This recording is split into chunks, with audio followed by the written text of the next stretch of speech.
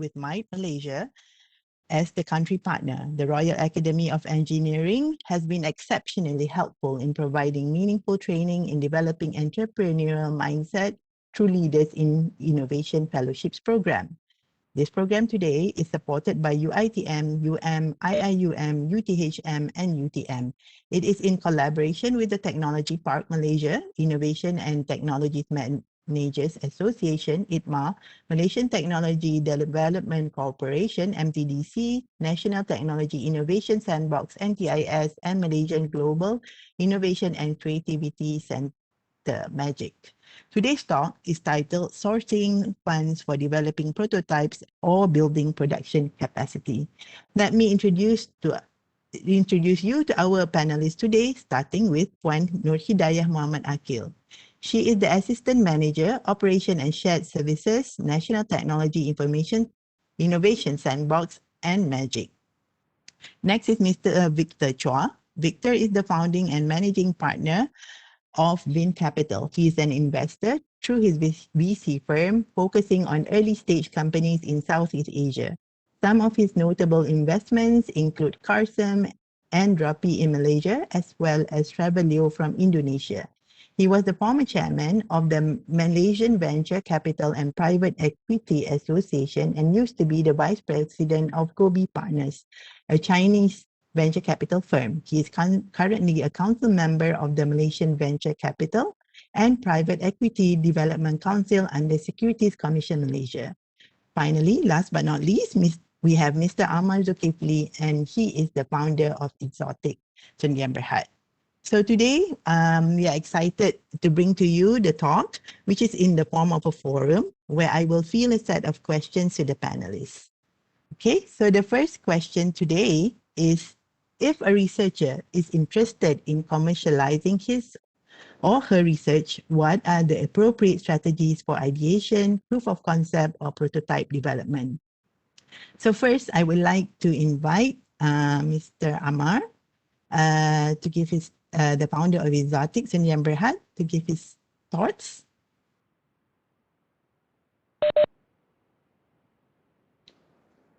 Ammar, are you okay? Okay, all right. Okay, so I think Mr. Ammar is having some network problems. So we will start with the second panelist first. Puan Hidayah, Muhammad Akil, you are free to give your ideas today on our first question. Please welcome.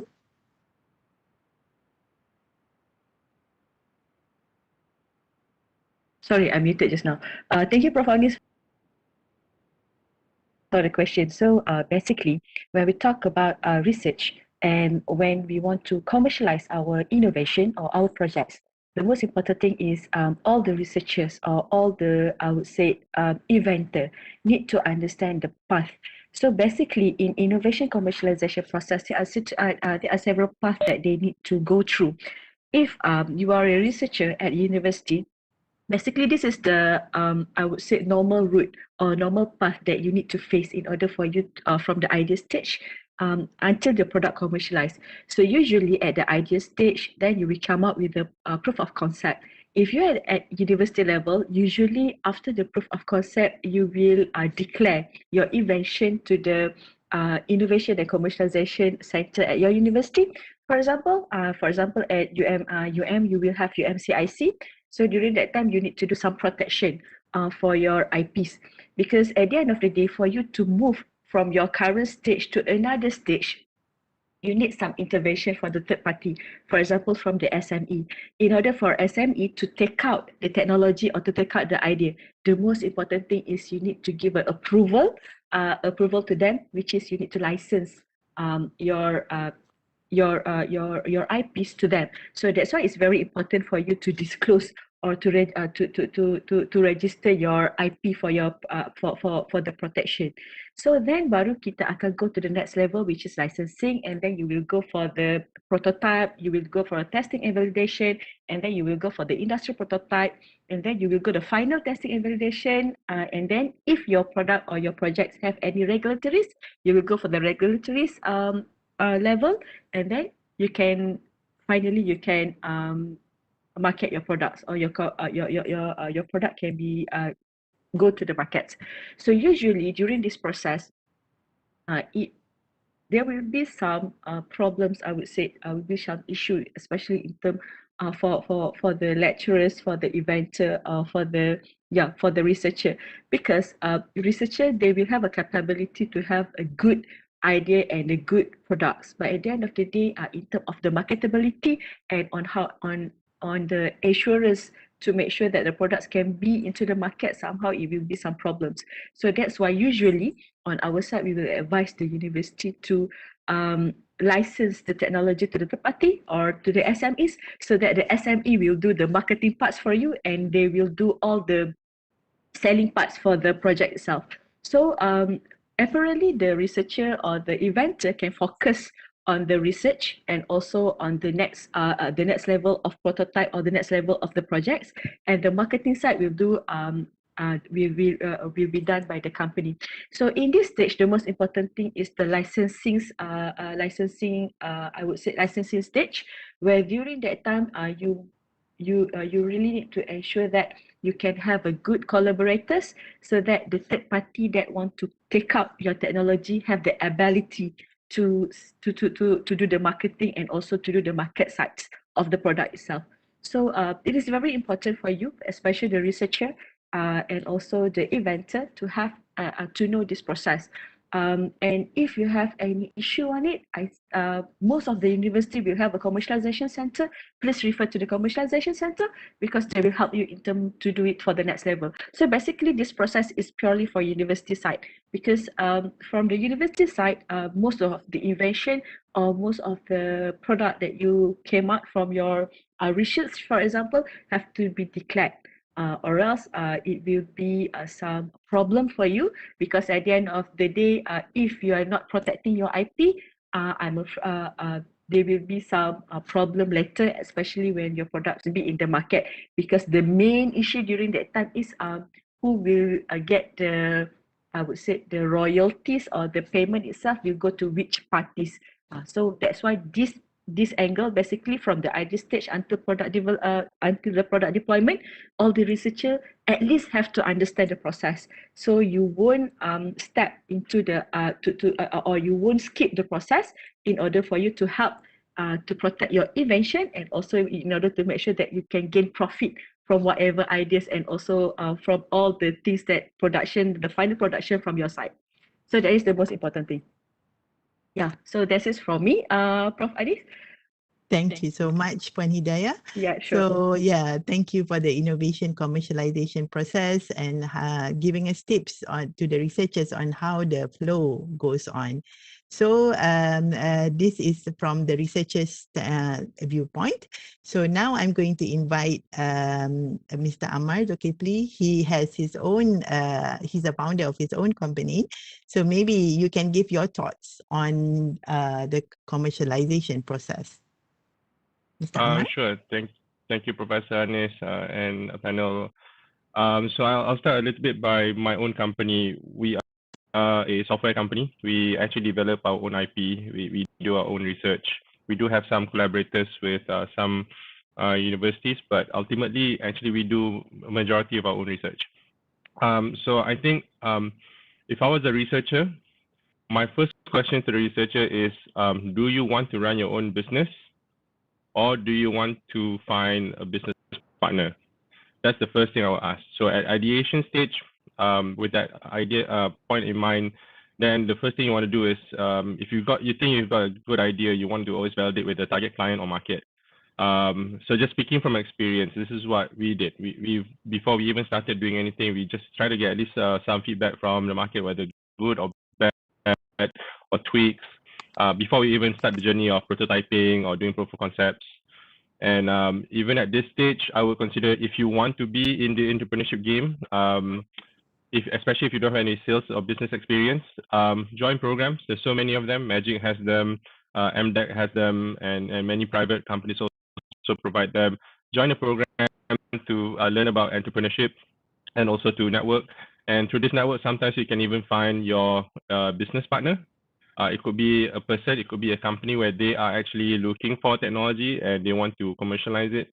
So at an early stage, I would suggest do this first, just to make sure that you are more experienced before you even start talking about doing proof of concepts or prototyping.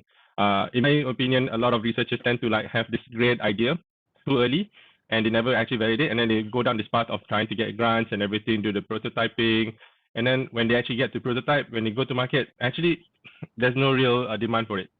So it's probably better at ideation stage. You know, you do have to do a lot of homework, and you have to like go to market a little bit earlier, talk about it, and if you start to find what is your unique selling point of your creation, maybe that is also good enough for you to even find funding. You know, if you can find angels, or you can talk to your friends and family, or even some venture capitals, this is where even an idea is good enough. But normally I see when it's research-based kind of technology, new creations, it's a bit more difficult because it's very much deep inside technology, deep inside research, that it's a bit difficult to see how it will work out with the business model and how it will actually play out with a target market. But, you know, maybe if you have some great idea, it could work. So assuming that is all done at ideation stage, you talk about proof of concept, you know, assuming you've already got some feedback, you would then have a semblance of a concept working. This is probably sometimes even good enough for you to find a business partner or VC to help you out. Some technology is so good that you can actually see a value behind it. There could be potential partners you can reach out. Again, this is why I said join these partner entrepreneurship programs, join accelerators to see where you can start to network and meet other people that's not part of the academic ecosystem, so that they can validate for you, okay, this looks good, I want to partner with you, you're the CTO, I'm the CEO, whatever it is, and see if you can start working out your MVP, as we call it. Prototype is basically what that is. It's an MVP, minimal viable product, and work out then your sales channel, your business plan. Not very detailed, but enough for you to think, okay, this actually has legs. This point, I agree with Puan Hidayah, that you need to look into protecting your IP.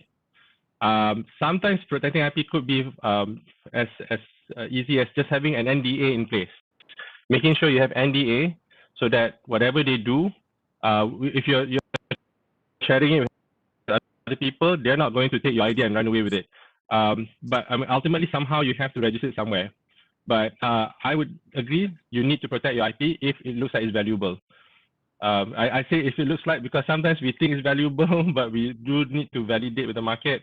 You'll be surprised. There's probably like another company doing exactly the same thing out there. So you have to reach out and understand if the market already has it or not. That's basically proof of concept. Start figuring out your funding channels. Start figuring out, you know, where can you actually make this marketable. And by the time you reach prototype, I would say you are already clear with some basic ideas about your plan.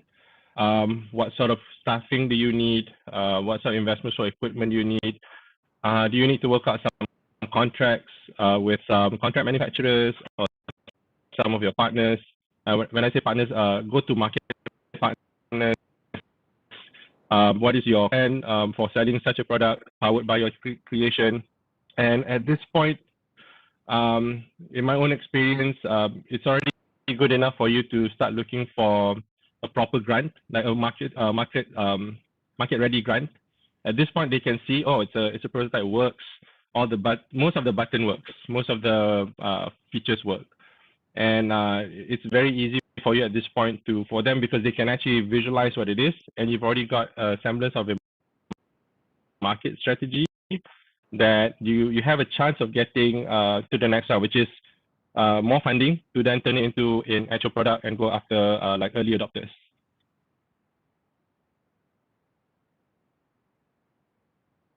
Right. Thank you so much, Mr. Ammar, for the business, the actual founder's point of view.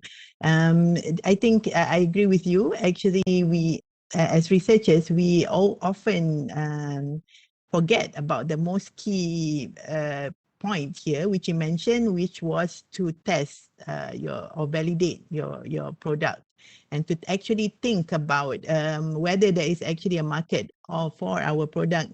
Usually we tend to have an idea that our product is wonderful and everybody must buy it, and so I think that's an interesting thing that we also learn during the leaf training, that you must always validate and test.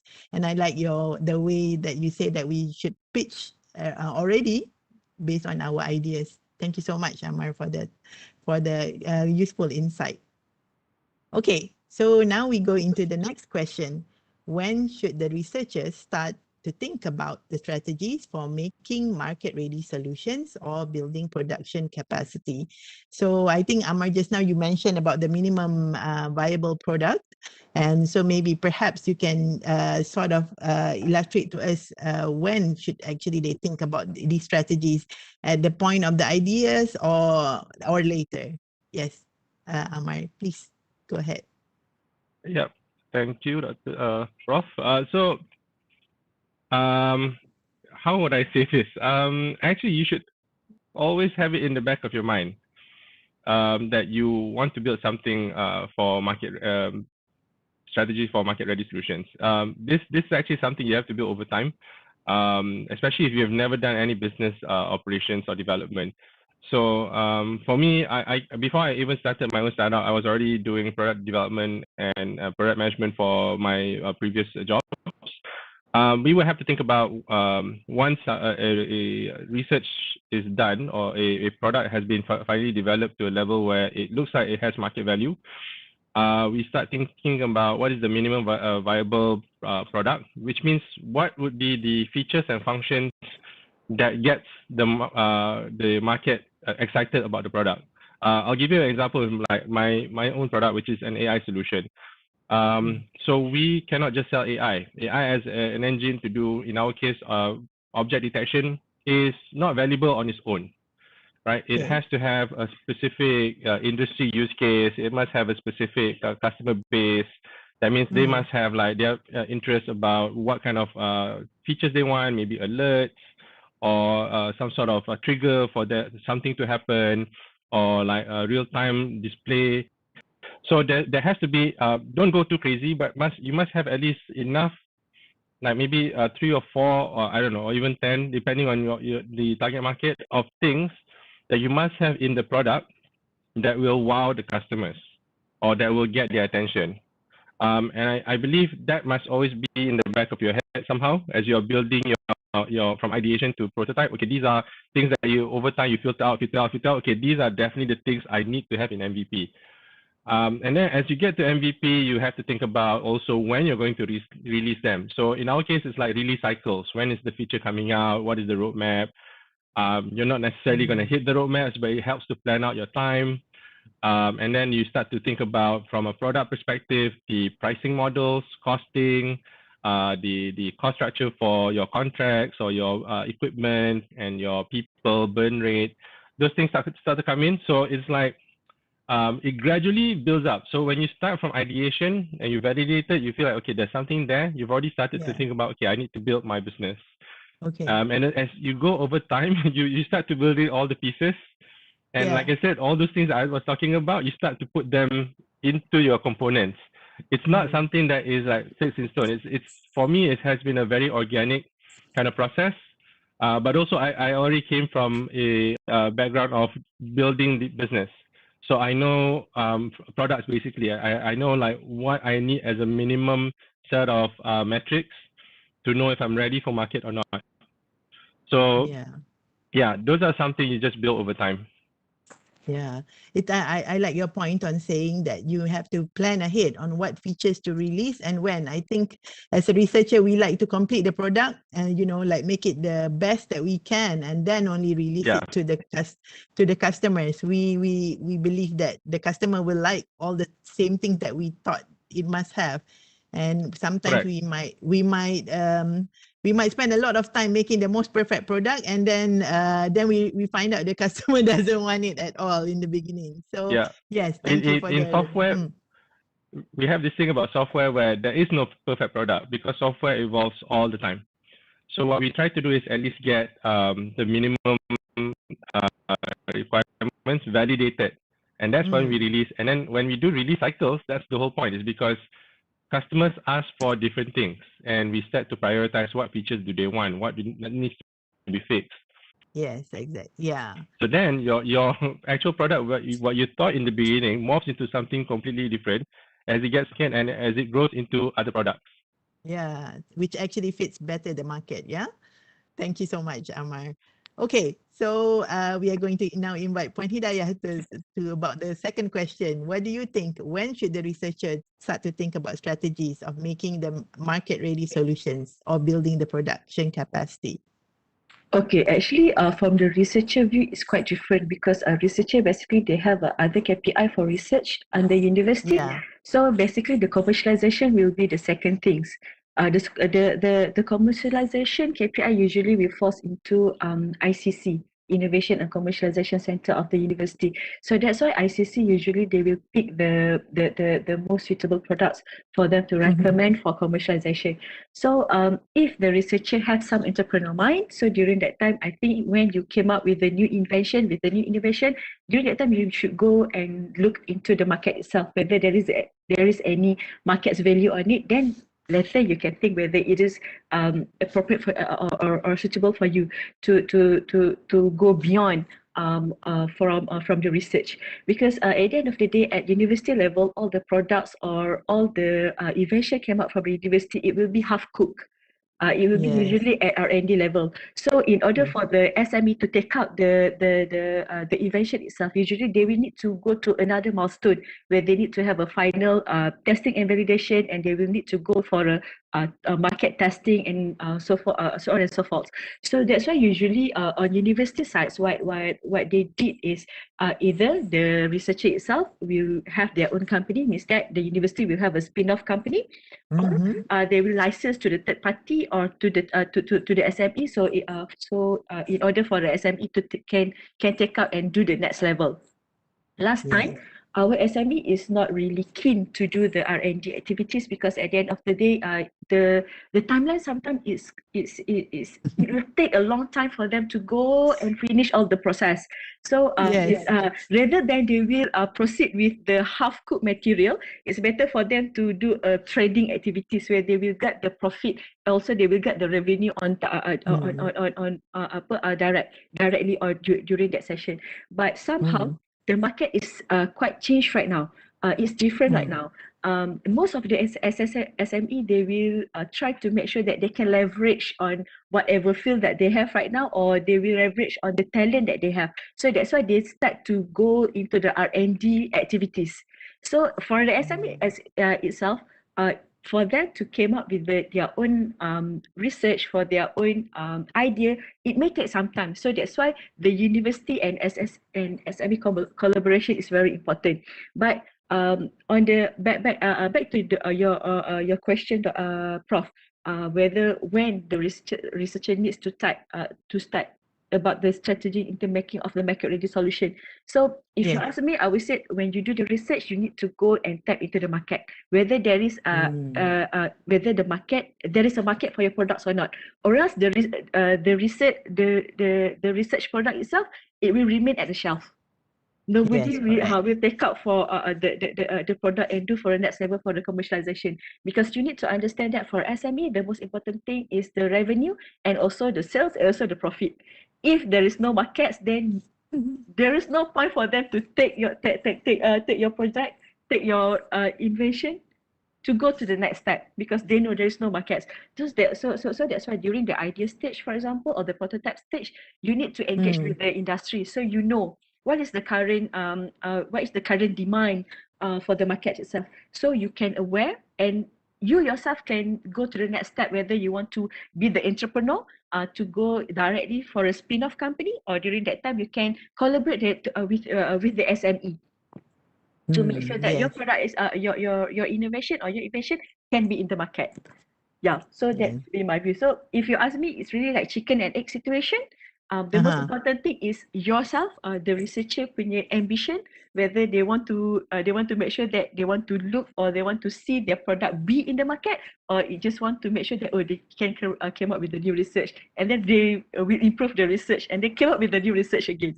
Yeah. Yes, that's true. Sometimes some researchers are a bit scared of joining the business community and becoming an entrepreneur themselves. So in that case, the licensing method is actually the best way for them. However, before we can license, actually somebody must want our product too, right? So yeah, it's actually a very good point here that we must already think when we want to build the product that there will be a market in mind who wants to buy it. Thank you so much for the inputs from both of you. Okay, so the next question, among the questions that the researchers always see is that about this word called the technology readiness level. So what is the technology readiness level? Is it important when considering different types of funding? How do we assess that our product has reached the requirements associated with a specific level? So, Puan Hidayah, I think this is actually a more government thing. So we will let you answer this question. Okay, for TRL, basically, for under government funding, I would say most of how we evaluate the project itself will be on TRL. If you look back at the history of TRL, TRL is basically a system, or I would say the level itself that came out from NASA. So that's why the process itself is very research based. So I would say that when we want to apply for the products or for the invention at university, we need to tweak a little bit on how the TRL works. So basically, under funding, under government funding, there is a lot of funding actually, but most of the funding dia akan start daripada TRL 1 and somehow dia akan support juga commercialization up to TRL 9. So you need to know which level that you are in right now in order to make sure that you can suit your projects to this I would say this funding agency and also the funding that available right now. So basically on MOSTI, they are got funding under MyDana, which it starts from TRL 1. So when we talk about TRL 1, means that it's still at idea stage. Means that you have an idea. So when you have an idea and you try and you had built something from your idea, means that you had start to do the proof of concept. So from the proof of concept, it can goes to the TRL 2. From the proof of concept, you refine and you came up with the proper prototype. That and it will go to the next level, which is TRL 3. So during TRL 3, basically you will start to do all the testing. You will try to refine your prototype. You want to do some small testing, usually lab scale test. Okay, until you get the final test result. So usually the final test result it will goes to TRL 5 or TRL 6 already. Okay. So basically, it's a process lah. TRL ni basically is a process. When you have the when you have the lab report or lab test, of course, you want to go for the field test.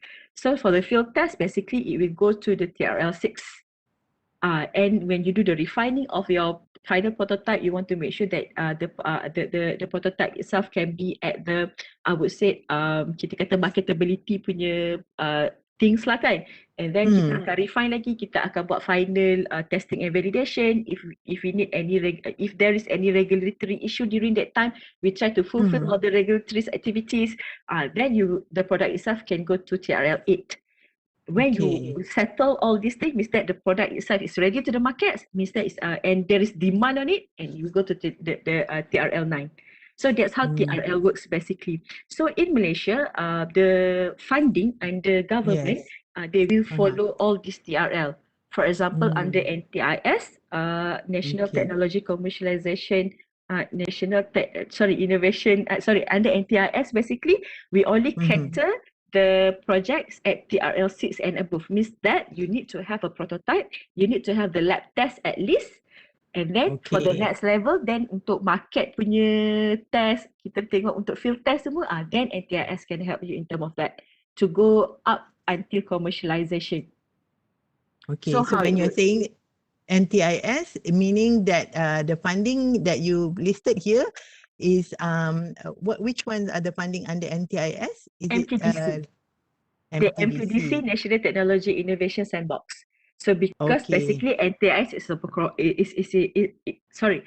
basically NTIS is a program. The okay. funding itself is from MTDC. Oh, understood. Ah, okay. Mm, So basically, if you want to enter NTIS, actually, if you're a company, if you're individual, if you're a researcher, yes, you okay. can join. But at the end Mm, of the day, if your project itself need funding during that time for the next level, for the funding level, then you need to have a company. Or do you need to okay. have a third party company that you want to carry your products lah?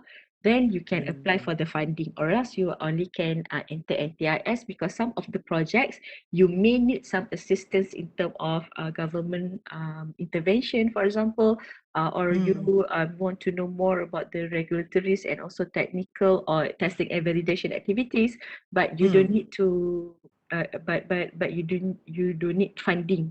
If you don't need funding, then you can apply as individual. But if you need a funding, then the company need to jump in lah, because we need to fulfill all requirements by MTDC. So from what I show you just right now on your screen, okay. Uh-huh. basically is all the, I would say, the mapping of Mm, funding available, government grant funding available in the market right now. So mostly is okay. under MOSTI, some of it is under Cradle, and some of it is under MTDC. So you can have a Okay. look on this. If you want to know more about it, yeah, you can contact directly to the, for example, if the dana from MOSTI, maybe you can access MOSTI website. So you can go Okay. for the inputs. If you want to know more about NTIS, you can go directly to NTIS website. So we can give you Mm, more information on how we can assist you. But as I said, this the TRL thingies is only available is only applicable for government funding, because usually yes. VC venture capitalists, they won't go to the TRL level. They will go directly Mm, to the product, whether the product have a marketability, have a market or not, whether when you market the product, there is any buyer or any value on it. The VC will mm, focus more on that, because basically VC is individual, or I would say the angel investor. So when angel investor want to invest to your in your project, they have to make sure that there is a market, or else there is no point for them to invest if the project is have no market value or market in term of market itself. Yeah, so that is the most mm. important thing that you need to understand. It's a totally different view between VC and also between government funding. Mm. But in Yeah. terms of government funding, so that means we have to understand just now the TRL that Yes. you mentioned, and then we have to see where our product is, in which TRL it is, in order to find which funding, correct funding that they need to go to, right? For example, Cradle or MTDC or MOSTI, and each of the funding details can be obtained from the website of the funder, right? Yes, that's right. Yeah, Yeah, that is the okay. most important thing that we need to understand. Or else you will treat all the funding as the same, even though you at the Yes. idea stage pun you akan apply juga NTIS. So bila got rejected, the thing is, Prof, when the project got rejected, you have to maintain you punya spirit to make sure that your Apply. project to go to the next stage tau. I you have to make sure that your spirit is still there. You need to maintain the momentum. That is the most important thing. So Hmm. that's why you really need to understand your project itself is at which level, so it won't cut your momentum in still producing a new research until to make sure that your project itself can go into the market. Yes, Yeah. yes, yes. So actually, yeah, this is why we have this question on which TRL actually we are, so that we make sure that we apply to the correct funding. Sometimes we just get rejected and we don't know why our proposal gets rejected. Thank you Yes, so that's much for right. that point, Hidayah. Okay, sure. Okay, so now we go to the next question. So I think Puan Hidayah gave a bit of the preview on the other methods of commercialization. So before this, we explained the method on if we want to commercialize and we request for government funding. So there are there are different methods actually, not necessarily it has to be through government funding. So there are two questions related to this. Are there other methods of commercialization, and do the ideas need to be ready before they are funded? To explain these two questions, I'm inviting Victor Chua, the founding and managing partner of Vynn Capital. Go ahead, Victor. I think you have to unmute. Yeah. Sorry about that. Okay, sorry about that. Thank you very much. Ali, first of all, thank you very much for the question, Prof. Anis. If I may, I'll just flip those two questions around to maybe answer the latter first. Okay, I think generally speaking, as what the other panelists has alluded, VCs, venture capitalists, we look at an idea or a concept very differently from what governments or academics would actually look at. Essentially, you know, we need to make sure that there's ways for us to make money. It sounds very, very superficial or very materialistic, but at the end of the day, we are in the game to actually generate return, because we do have investors that we need to make sure that we can satisfy. So I think the question of, do the ideas need to be ready before they are funded? The short answer to that is yes. Generally speaking, we need the ideas to be ready from a VC standpoint. We need the ideas to be ready before we fund them, because if it is still pretty much still on a paper napkin and essentially, you know, there's still a lot more work to go through.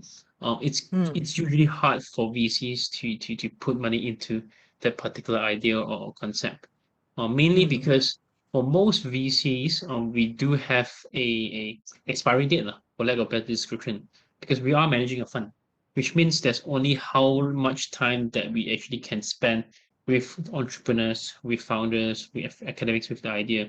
So if the idea is not ready, then it means that it will take much longer time for us to see return, to see upside, to see the money starting to flow in. And that's why there's always mismatch between ideas and the funders. But of course, besides VCs, there's also many other ways where an entrepreneur or academic could raise funds from. We could, I think, Ammar mentioned about angel investors before, getting your friends and families to come in. So if you do have people who trust you as an individual, as an entrepreneur, yes, that's a good way to look for funding as well. Until then, when you are ready, when you have a product, when you have what I think Maros mentioned, MVP, minimum viable product, then you'll be ready to raise funds from the more professional investors. Because when VCs come in, we need to make sure that we see your direction, your vision, and how we can actually help you shape your business.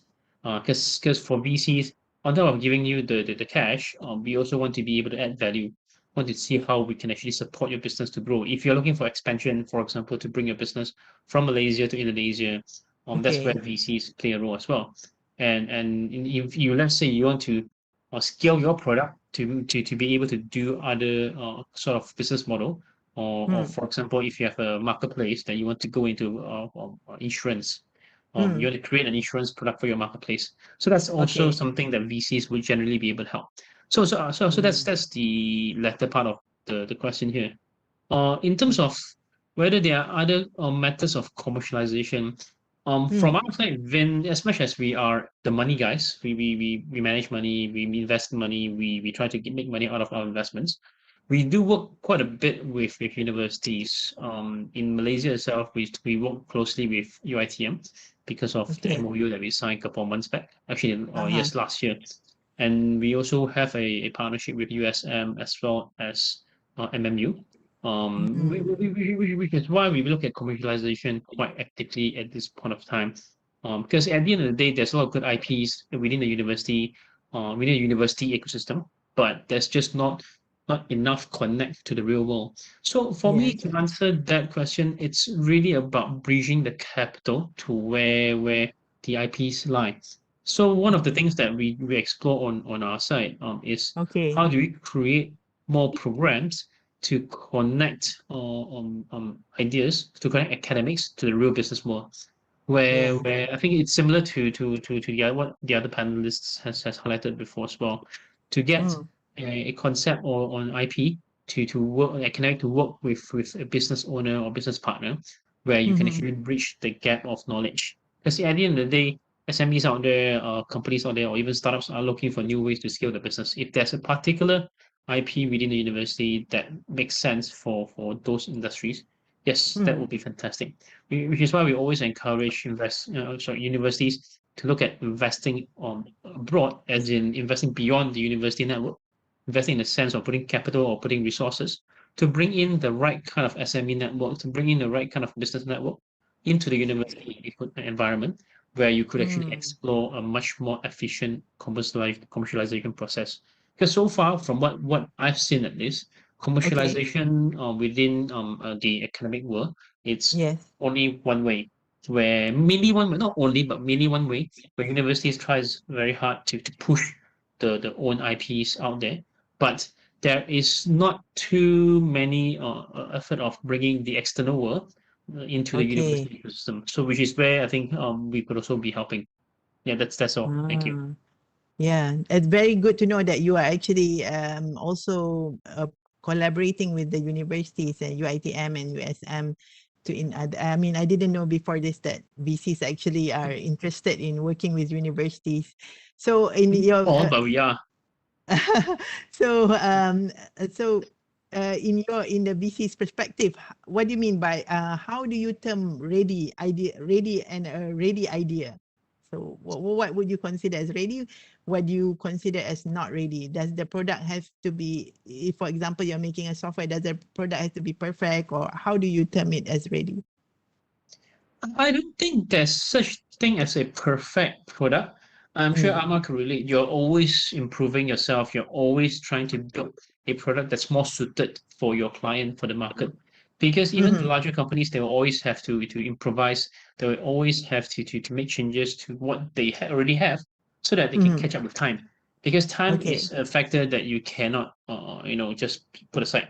And as an industry grows, there's more demand for different features, for example. So there's always evolution to a product.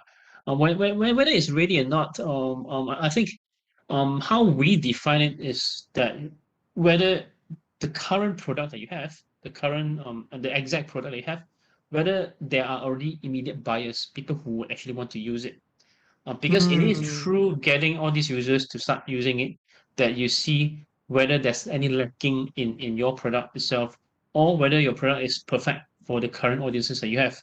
But being perfect to your current audiences doesn't mean that you are suited for the future customers that you could acquire. So that's where at least we need to see a product that's ready, where there's ready payers, there's ready people who's ready to actually pay for it. Then that's a ready product. Okay, great. Thank you so much, Victor, for your input. No problem. Yeah. So, okay, now we go to Ammar to give a founder point of view on how, what are the other methods of commercialization, and do the ideas actually need to be ready before they are funded? Yeah, so I'll do the funding question first. Okay. So there are many ways you can actually collect money. And they're not unconventional. It's just not what I would see normally researchers in Malaysia do. The number one is always bootstrap. That means you have your own savings, you have a way to like collect money somehow, and you use your own money, you figure out if there's enough money for you to do something with it. So bootstrap is always number one, instead of waiting for trying to get a grant. And also I'm putting this in context of university researchers, right, for the most part, and people who are just doing research through an academic structure. So in many cases, you do not have other sources of income, of fund, which is why I think they go down this path. So yeah, but definitely think about bootstrapping. If you're very confident, you have conviction that your idea and your product actually works, yeah, invest a little bit of your own money in it, right? I invested quite a lot in my own product and company, so it's definitely the number one. The second big one is what I call friends and family. I think even VCs also call the same thing, friends and family, people you trust. And these are people who actually know you personally, and they, like Jeff Bezos, even Steve Jobs. So not Steve Jobs, Bill Gates did the same thing. They basically got money from their parents to start. So that's the traditional way. You get friends and family to basically fund what could be your MVP or even your prototype for you to start finding other sources of funding. Then angel, of course, angels could be people, it could be organizations, as long as they believe in at any level of your idea, and they have also the same conviction, it helps. The slightly unconventional one these days is crowdfunding. Yes. This is something very popular in the US. You have an invention that seems to just work. You try to find funding through the traditional means, it doesn't work, but crowdfunding allows you to put your product out there as somewhat of a half-baked idea even, and people like your idea.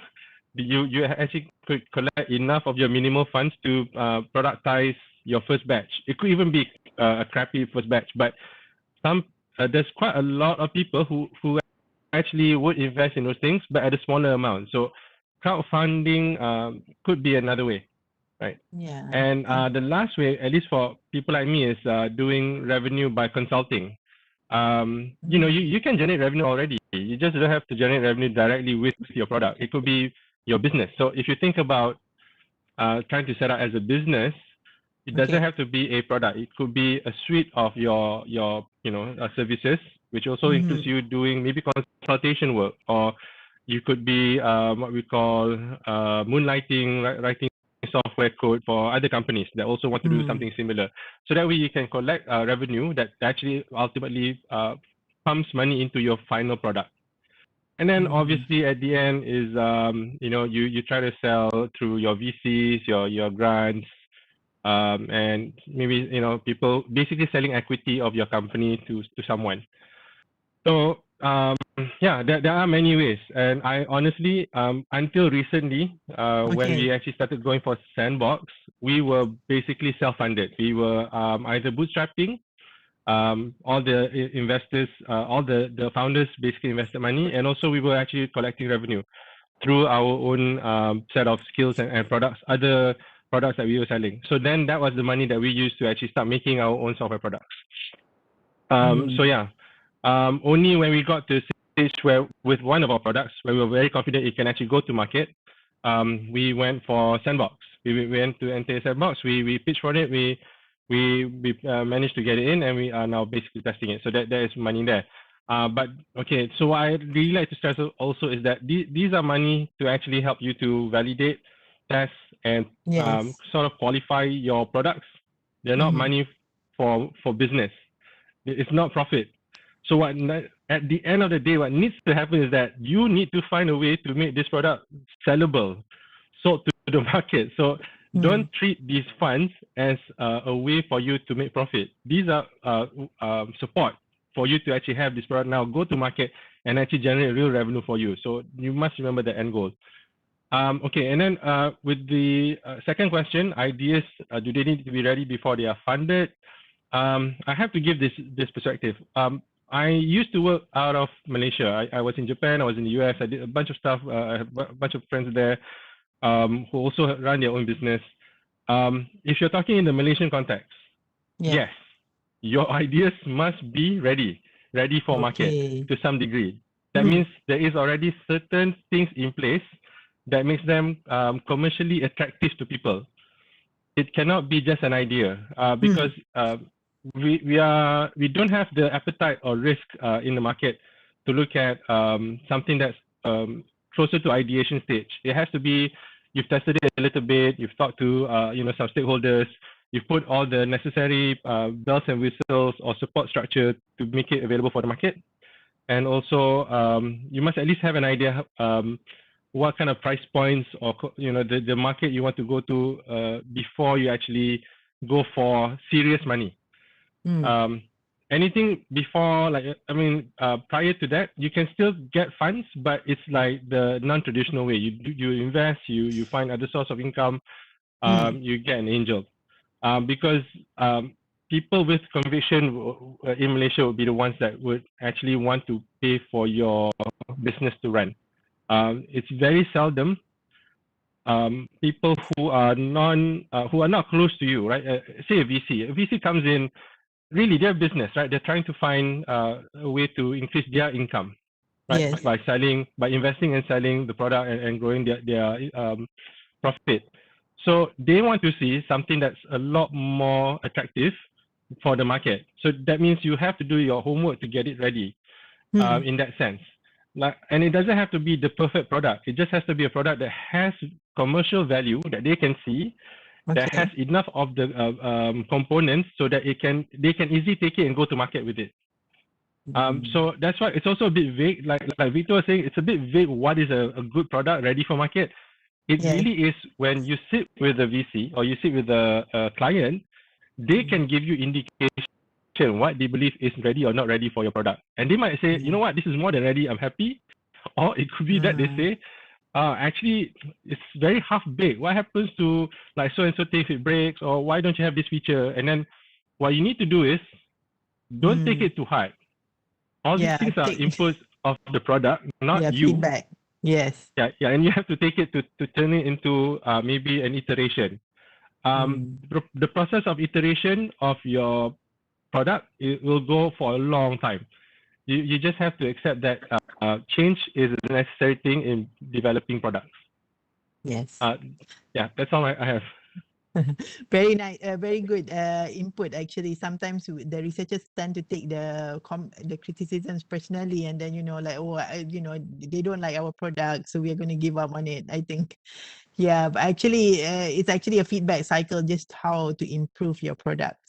But and also I like the ideas that you also mentioned crowdfunding. I think it's also very popular in the US, and I think only starting to gain popularity in Malaysia. All right. So we go to the next question, number 5.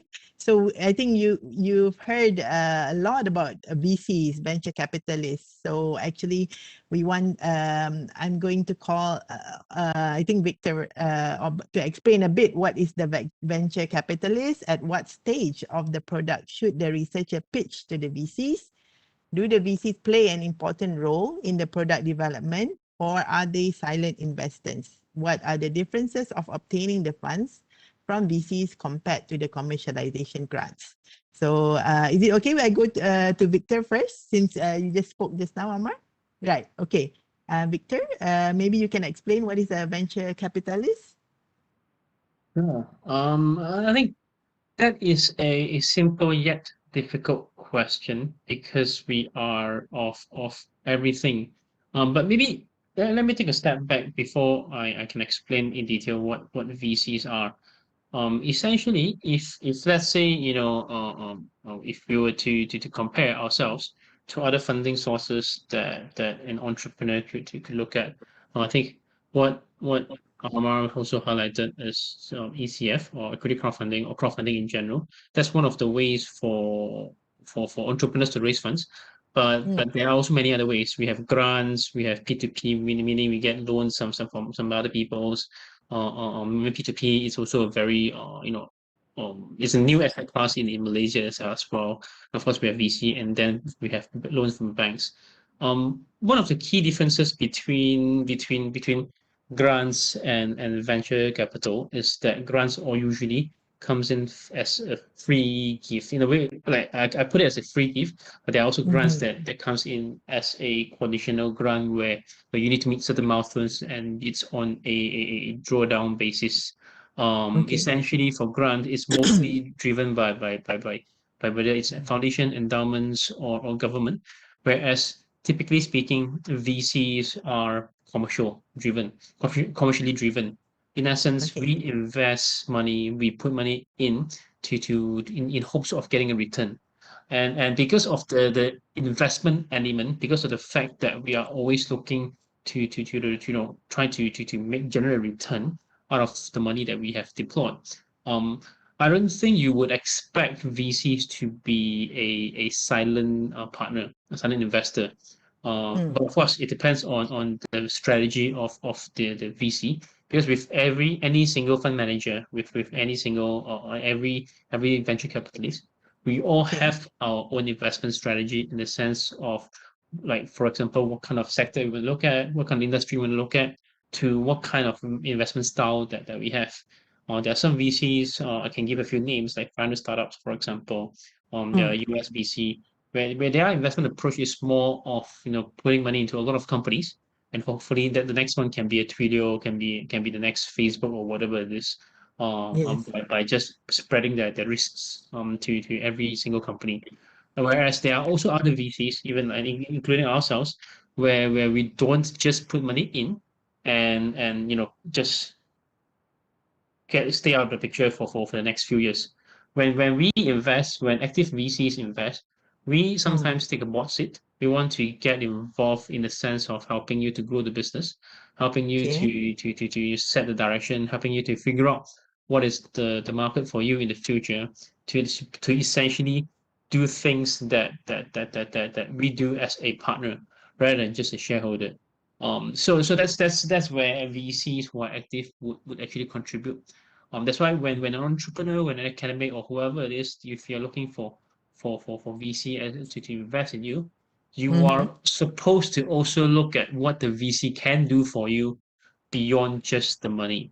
Money is obviously important, but at most times, it is also the value that the VCs can bring, the intangibles that also counts the most. If the VC has experience investing into your industry, for example, let's say Okay. if you have a healthcare IP Yes. that could grow in other parts of the world, or you want to look for a partner who can actually help you to build a business model around it. Yes. VCs who have done healthcare investments, those would be a good partner for you because they have Okay. the experience and they have the network to help you grow. Mm. And of course, because of the nature of VC, I mean grants usually, it depends on the program's tenure. For VCs, Okay. we typically have, like I said earlier, we have an expiry date. So which means we will push for as much growth as possible in the most reasonable time that we can. And for entrepreneurs who are raising funds from VCs, you would expect or you actually expect VCs to expect high growth in the business in the next couple of years because that's how VCs make money. And that comes with a lot of, I mean, there's definitely a lot of strings attached in the sense where, as an entrepreneur now, beyond just answering to yourself, you are the boss of the business. You also have to answer to VCs as well. It's Receipts. supposed to be a partnership where Okay. you want the VC to come in to support you as and when possible.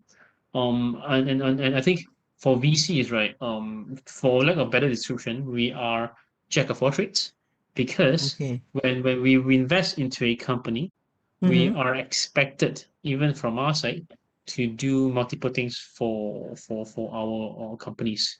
All the way from setting a strategic direction to help the company to identify what is the opportunity out there, what are the risk factors out there, to becoming a recruiter for the company to help the entrepreneur hire key hires, for example, getting them a CFO, getting them a head of engineer, Oh, getting them a okay. chief marketer. So we would have to be helping them out on the recruitment side as well. Or I we could be a see. counselor as well. If let's say, I mean, in a lot of cases where the entrepreneurs are too burnt out because of the fact that running a startup is not easy. It Yes. requires 25 hours per day. I mean, I Mm. don't know where that 1 hour come from, lah.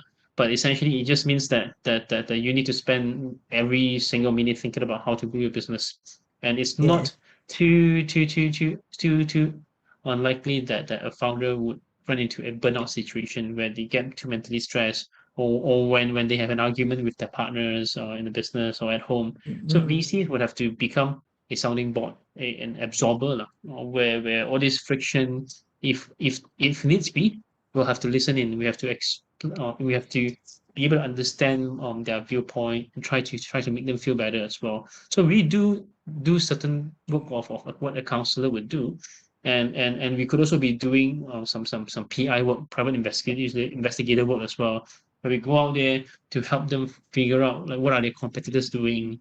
We help them to Mm. firefight as well when there's any issue that the business have. So that's why I say VC is a hard question to answer as well with regards to the Mm. question around what is a venture capitalist, because we do so many things. There's no a real definition of what our real function is because we are literally doing as much as we Everything, can yeah. for entrepreneurs. Yes, I mean we have to tap out everything. Whatever that the company need, if it's a crisis, especially, we need to jump in to help them. I mean, we wouldn't just leave the companies, we wouldn't just leave the entrepreneurs, because at the end of the day, we're on the same boat. If the company Yes, has any issue, if the entrepreneur has any issue, we will lose our money as well. And that's the last thing we yes. want, because Mm. for our VCs, our reputation, our track record is the most important asset that we have. It's just like an IP is the most important to any it's important asset to any Researcher. academics or any company and researchers. But Mm. whereas for VCs, our reputation, our track record is very important. If we want to continue to grow our funds, to invest into more companies, to attract the right kind of partners with us, then we need to do the right things as well. So it's very, very broad in terms of what we do. But I think going back to the difference between a grant and a VC, you would expect a grant to be very passive, because it's just to Yes. support you to develop. Whereas I mean, so grants would be more for the early stage part, where you're Okay. developing a product. Whereas VC is really at the point where you are ready to grow your business, when you're ready to grow your product to Mm-hmm. a much further stage, to become a much larger scale, where you would want to explore or new partners to work with. So yes, that's me going everywhere explaining what it is. Yeah, in a nutshell, actually, I think VCs are actually partners to the entrepreneurs itself, actually, and they are not just silent investors. They're actually helping the business to grow as well. Thank you so much for your input, Yes. Victor. No Okay, problem. Ammar, maybe if you, in your view, what do you think is a venture capitalist, and when should an entrepreneur pitch? Do they play an important role? If you could maybe summarize that in your My yeah. So yeah, from point my of view. Sorry. perspective, yeah. So okay. Yes, you're right. So at the end of the day, a VC is basically a new business partner that has put equity, that has given money to get equity in your company, uh, to, uh, so that they can get benefit from your product and sales. Right. That's the general part of it. But yeah, Victor has said basically covered almost everything. That why okay, so how we as a business look for VC is that we need to find synergy. Yes. Do we have the right are we in the right industry? Are we talking the same lingo? Do they have the necessary skills that we don't have to reach to the market? Many people call this smart money. So when you try to find a new investor, especially a VC, you're trying to find smart money. That means it's not just the money that they're giving you, it's giving you their wealth of experience, their wisdom, their contacts, their marketing capability, their legal capability, many things that as a small company you will not have.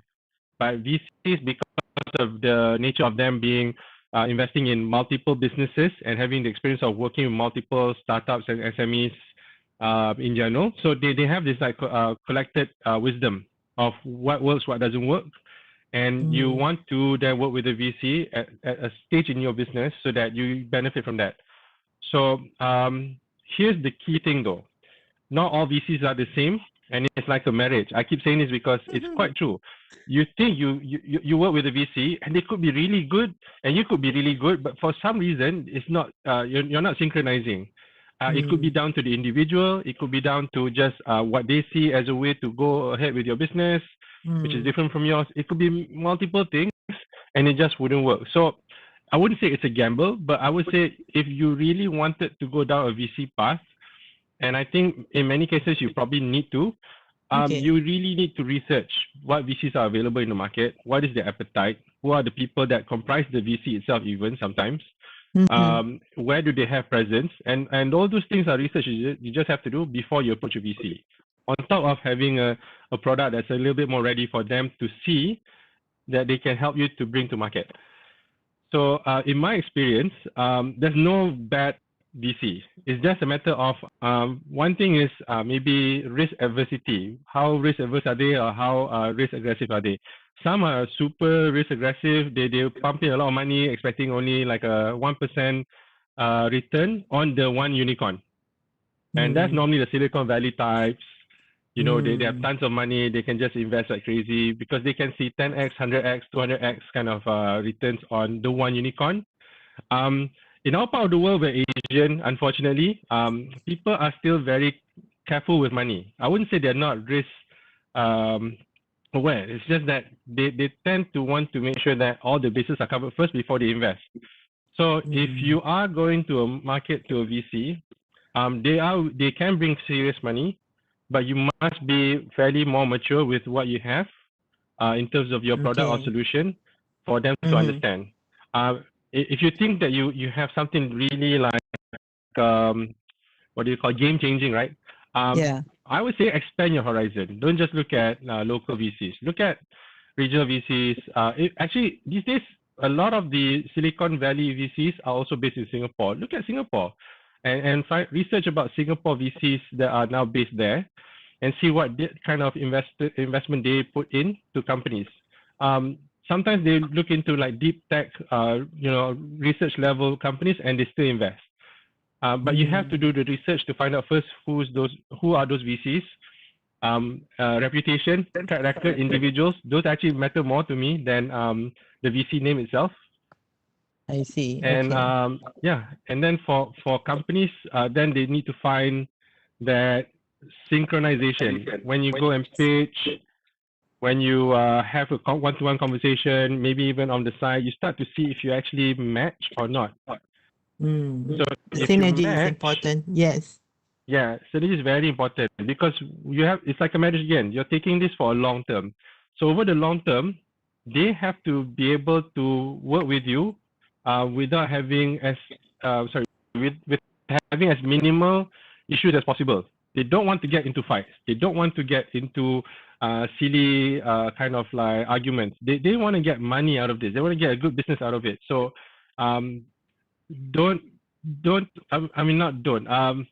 so find a VC that you know is compatible with you. Yes. If you can see that it's compatibility, great. And for me, it's like be careful. Not so much because of the VC, because we always make some mistakes because of emotions. Ooh, I like this VC because so and so is in there, or so and so has done success with Grab. Don't make that as your criteria. Make sure that the criteria aligns more to you as a person and your business and what you do, and then I think the synergy aligns better. Thank you. Very insightful points, but it also seems very hard to find the perfect match. It's like finding a needle in the haystack as well. It looks to me a lot of background research as well. Okay, so we now go to our final question for today. What are the available sources of funding for prototype development and building production capacities that are available in Malaysia or in Southeast Asia? What is the funding for? So we go back to Puan Hidayah. She can explain to us the funding available in Malaysia, and then later I will invite Victor for the broader sense. Yes, Puan Hidayah, go ahead. Okay, thank you, Prof. Adding to just to add some info on what Ammar had said just now. So basically, and also what Ammar and Victor says just now. So basically, in terms of marriage, the company and also the university is very important. Because somehow the researcher might not really understand the markets, but SME do, and somehow SME do have a market accessibility, but somehow they don't have the good technology is not on their side, will be at the university side. So it is important for us to make sure that you get a synergy of the SMEs and also the researcher to make sure that the products or the innovation itself can be in the market. So that's why as I mentioned before, the most important thing is if you have a good innovation, especially researcher, if you have a good innovation and you want to make sure that you can your products can be in the market, do contact ICC. ICC will help you because basically ICC will help you to bridge between the university and also the research and also SME. So usually at ICC there is one position called TTO, Technology Transfer Officer.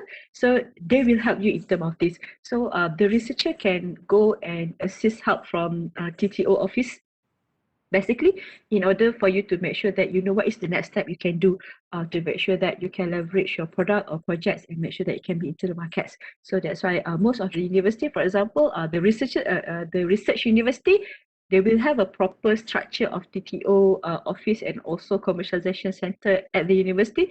For example, University Malaya, you got your UMCIC, UTM, you got ICC. So I'm sure other university also have this center. So basically, all those all this process is basically you can go through that. They help you in terms of that. So in terms of funding, just Yes, what funding Prof, sources. funding Okay. sources like what Prof Anis said before. So in terms of funding, like in terms of the government funding, yeah, I do agree that for the government funding, it's not for you to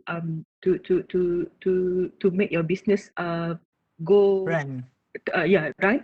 But basically, usually this kind of funding will help you to develop more in terms of your products. In fact, if you go for because kita ada development punya fund, kita ada commercialization punya fund. So for development punya fund, usually memang it will go directly for the development of the products. Commercialization fund is will go basically at the end of your production or to make sure that your product itself can be in the market. So under NTIS basically is another initiative run by Mohd. The project owner is Mohd basically. So under NTIS, what we try to help the universities, the researcher, the inventor. It's not just university, but other inventor outside out there to make sure that they can accelerate innovation adoption and also to build their engines and also to boost the public sector efficiency in terms of government side, because basically NTIS was introduced during under Penjana during the first stage of COVID-19 last time, because during that time basically we find out that university, all the inventor have a good innovation, but at the end of the day they don't know how to go to the next stage because of the pandemic. So somehow they stuck. So that's why NTIS came to help them to make sure that they can boost their process, to boost the process. So basically what NTIS can help the project itself in basically is in terms of the testing and validation, and also to help them to be to have a safe place to do all these tests and also all the market testing and also market validation. And some of the projects, some of the products somehow might need some regulatory intervention. So that's why we also help in terms of the regulators and to have some relaxation on it. Okay. Is there Yeah, and the focus okay. sectors of this NTIS. Okay, so basically under NTIS, the most important thing is last time Mohd had introduced Mohd and Academicism Malaysia basically was introducing 10 by 10 my STIE framework, where 10 by 10 my STIE framework they have put it under socio-economic sectors and also technology drivers for the technology itself. So if you can map your projects under this 10 by 10 matrix, then it should be no problem for you to apply for NTIS. And at NTIS stage, the most important thing is you have to make sure that your project itself at TRL 6 and above. Means that if your project is a software project, you have to make sure that you have an alpha test done. If you are have a product, for example, like manufacturing, you have at least lab test report to make sure that we can help you for the next level, which is to have a final validation of your product. So that's how we work. Yeah. So under NTIS, basically we have four main funding, which is the Sandbox 1 and Sandbox 2. Sandbox 1 and Sandbox 2, basically they will focus directly to the testing, validation, certification and regulatory issue, where you can do you can have your testing there.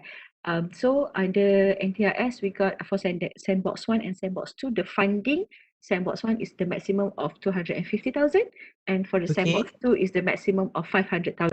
The difference between Sandbox 1 and Sandbox 2 is the test location, whether you need the testing at one location or more than one location. So that is the difference.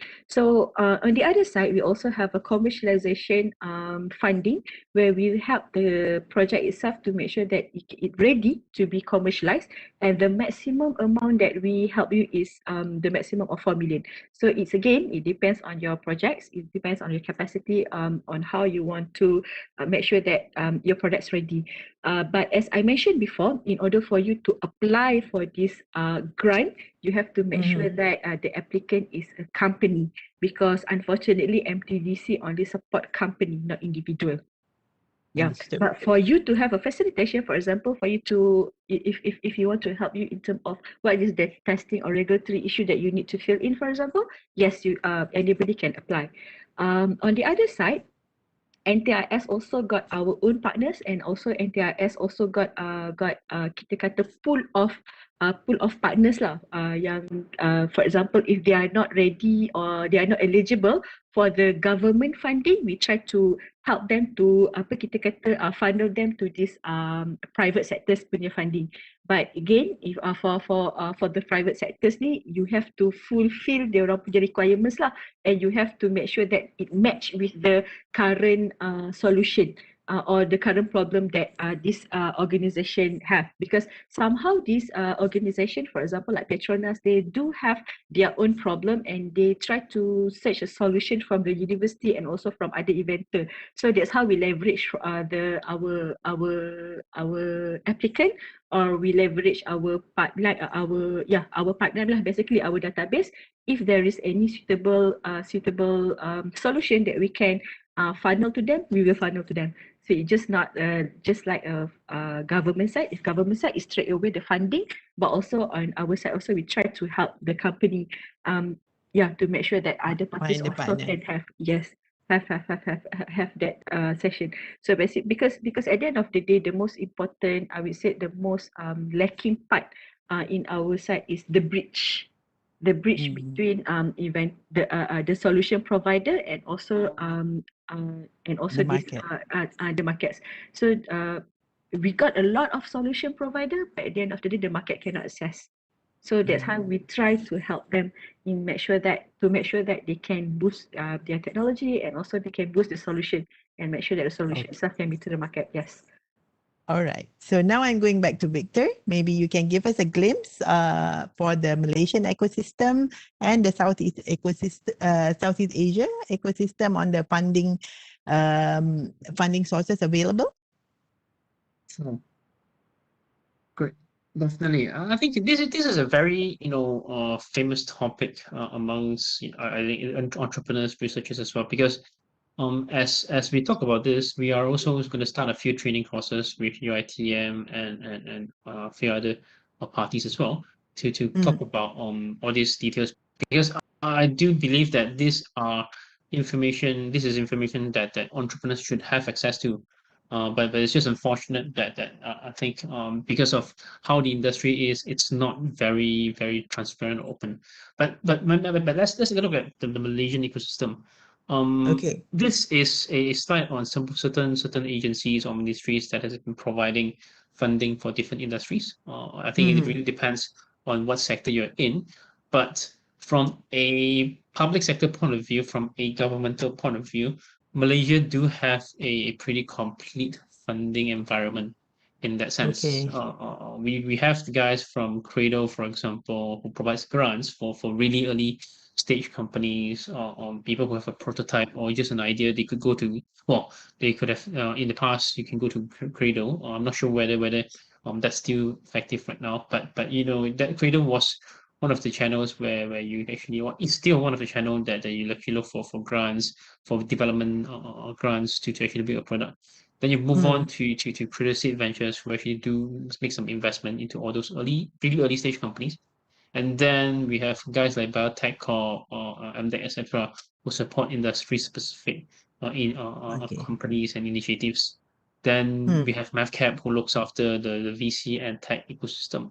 Okay. in Malaysia itself. I mean, truth be told, even for us, for Vynn, one of our key investors is actually MAVCAP as well. So MAVCAP I has been see. playing a really active role in supporting the whole venture environment and the early stage investment environments, as well as the entrepreneurial ecosystem in Malaysia. And then we have guys like MyCreative, KMP, or Kumpulan Mawar Perdana, who looks after specific sectors as well that would help grow the local ecosystem. And last but not least, we also have guys like MDV, Malaysian Debt Ventures, who can provide project financing for or even venture debt for technology companies that are looking to expand at a much more larger scale. So all in all, I think from a public sector point of view, I think we do have a pretty complete ecosystem where we are able to link companies from one stage to another stage. But I guess what we need to improve on is how do we convey this kind of information to entrepreneurs, to academics, to researchers, so Yes. that they are aware that at different stage they would be able to talk to different parties who will be able to support their business or idea as well. So that's a bit on the Malaysia side. Now, if I may Okay. get The yes. regional. Yes. So yes, in from a private sector perspective, obviously, you know, the funding sources are typically going to be, especially for technology based companies or ideas, it will generally be the VCs. But if we look at VCs, like what Ammar has illustrated just now, not all VCs are the same. Every VCs are different in the sense of, I think I mentioned before, the industry that we look at, or VCs could be different in the sense of the stage that they look at, or the geographical exposure that they look at. And you're right. We do have more and more VCs in the region, especially based out of Singapore, that is looking to invest across the whole Southeast Asia region, because no one really looks at Malaysia as one single market. When we look at Malaysia, we Yeah. are Very small really as market. a part. Yeah. Yeah, I mean, we are about 32 million people. We're definitely bigger than Singapore. We're definitely bigger than Brunei, but we are still very small compared to Thailand, Vietnam, Indonesia, Philippines. So it's actually in terms of the market sizing, the population size, we are not attractive enough. I mean, that's the reality, and I think we all should accept that. But what Malaysia stands for is that we have been a strong exporter of human talent. I mean, like it or not, a lot of our fellow Malaysians have already went abroad to build their businesses, and that's why it's always great to for us identify which are the type of investors who would look at Malaysia as part of the whole regional story. That's where if we zoom into the mid role, where there are a lot of investors who actually invest in Southeast Asia as a region, like ourselves, for example, we invested into Indonesian companies as well. We invested into Singapore companies as well, and that's how some VCs would actually look at their investment strategy. In countries like Indonesia, for example, they would only, there would be VCs who only look at Indonesia as a market because of the fact that the country is big enough. So all in all, I think my main point for this slide is really to share that there are investors who are looking at Asia as a region, so is Asia as a region, and of course there are also certain investors who look at a specific country. So in order for any researchers to look for funding, it is very important to see whether you are a part of the storytelling of the VCs, because at the end of the day, if the investors or the VCs are looking at Malaysia, then we stand a chance of playing the regional story. And for any of these regional VCs, they would definitely love to hear more about the research, more from the researchers about the strategy of going regional, rather than just staying in one market or one country. So going regional is definitely the way to go for all Malaysian researchers. So that concludes my part. Thank you. Yes. Thanks so much for the regional, the explanation on the regional funding. Okay, so now we have finished our questions, and now we are going to take some questions from the floor. In the interest of time, because we want to finish at 11:30, I will only take a few of the questions from the public, from the audience. Okay, so the first question, since this question comes up a lot. There's one question from Dr. Effendi. What is there a practical example for alpha and beta testing? Maybe I'm directing this to Hidayah. What is alpha and beta testing? I think in the TRL, right? Okay, so basically the alpha test is basically the lab scale lab test. Yes. In layman words, basically the alpha test is the lab test. The beta test will be the market validation. The real test at field. Okay, so the beta test is the market validation and the alpha test is just the lab test. Yes. All right. So the next question. Okay. Okay, so the question is directed to either to Mr. Ammar or Puan Hidayah. How can we make crowdfunding as mainstream in Malaysia? So, anybody who would like, I think, to respond? So yes, I have to say this. I don't think you can actually make crowdfunding successful. You just have, at this point, as a researcher, you have to look for existing crowdfunding platforms like Kickstarter, for example. Yes, Kickstarter is very they're famous. international. Yeah, so I don't think you want to create a platform because it will take a lot of time. That is its own business. But Kickstarter is a perfect way for you to find these small investors who basically just want to buy your product at an early stage. And there's nothing wrong with it. A lot of Malaysians use Kickstarter or equivalents. And you'd be surprised. Many people use it because for most of us who are in software, because we don't actually have to ship products, sometimes they want to buy software or games. And they use Kickstarter to just have enough money to start building a game and hiring people and do stuff. So there's many ways to go about it. I think the easiest way for researchers is just to look at just these kind of crowdfunding platforms that are available online.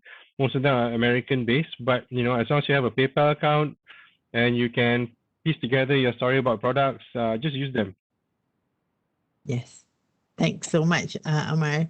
Puan Hidayah, do you want to respond or no for that question? Yeah, I think Ammar had give a good point because at the end of the day, if you talk about crowdfunding, the most important thing is you have to know the mission of the crowdfunding itself. Some of the crowdfunding, they can helps you for the development. Some of the crowdfunding, they can help you for the commercialization. So at the end of the day, that is the most important thing to make sure that it can be one of the mainstream dekat Malaysia. I would say market dekat Malaysia is still new in this. Most of us still lagi I would say depends on the angel investor, but again the angel investor dia takkan help you in terms of the development. They will go to make sure that the product is ready to be market, because at the end of the day it's more on the revenue stream rather than the development process. Yes, thank you, Puan Hidayah. Thank you, Dr. Rosdiadi, for the question. So now we go for the another question from Dr. Suhairi Saharuddin. Do researchers need to represent their organization, or meaning maybe perhaps their university, to be eligible for funding from NTIS or MDEC? So I think this question is directed to Puan Hidayah, perhaps, because okay, so basically for funding in Malaysia, unfortunately, kalau government funding, dia memang akan go direct kepada companies. So means that either you have your own spin-off or you need to have a collaborators in this sense.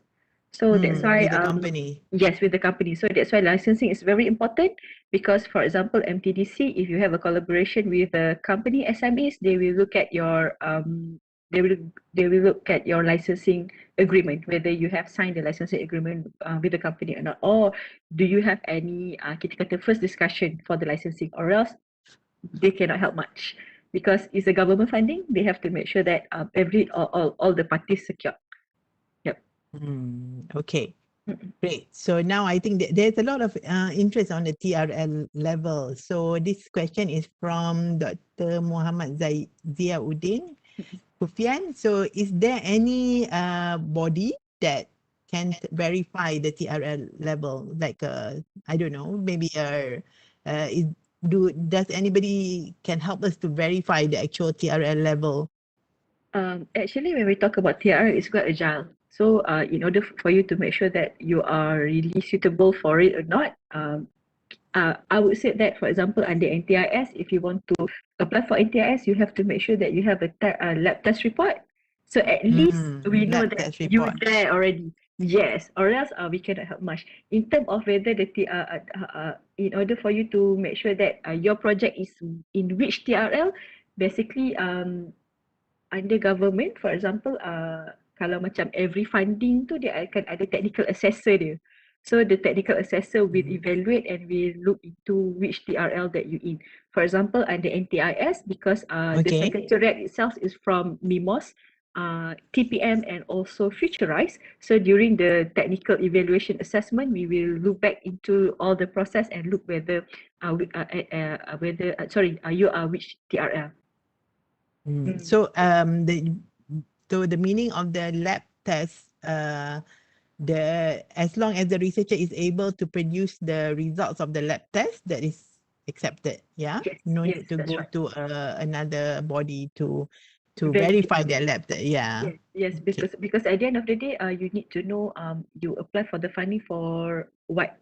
If you apply the funding for the development, so the development process itself it might be different. For example, you have a ready product right now, and you came up with a new research. Even though it's the same product, but you have done some enhancement. So the starting point of the enhancement itself, it makes your product fell to the TRL2. So it's very agile. So you need to understand the process itself, and also you need to know your product. Then we can help you in terms of that. Okay, great. So I think I covered all the questions already. So actually, there are a lot of good comments from the audience saying that this method of validation actually is market validation is actually important. So I think if there are no further questions, we can end the webinar, and it's already also 11:30. So I would like to actually I'm representing the LEAF Malaysia Support Committee. I would, as the organizer, we would like to thank all the three panelists, Puan Nurhidayah from NTIS, Mr. Ammar from ITXOTIC, and Victor from Vynn Capital. Thank you so much for your insightful thoughts, ideas, opening our eyes to the different methods of funding today. So it has been very valuable insights, giving us a different perspective. So just to remind the audience, please fill up the exit survey in the description session so that the organizers can send an acknowledgement of attendance for you to be with us, and we appreciate your support. Thank you very much. Thank you. Thank you. Thank you.